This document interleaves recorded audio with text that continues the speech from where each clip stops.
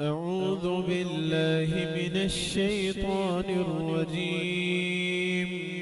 بسم الله الرحمن الرحيم. يا أيها المزمل قم الليل إلا قليلا نصفه أو ينقص منه قليلا أو زد عليه ورتل القرآن ترتيلا إنا سنلقي عليك قولا ثقيلا إن ناشئة الليل هي أشد وطئا وأقوم قيلا إن لك في النهار سبحا طويلا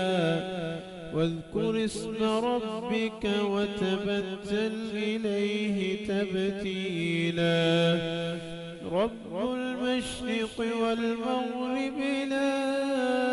إله إلا هو فاتخذه وكيلا واصبر على ما يقولون واهجرهم هجرا جميلا وذرني والمكذبين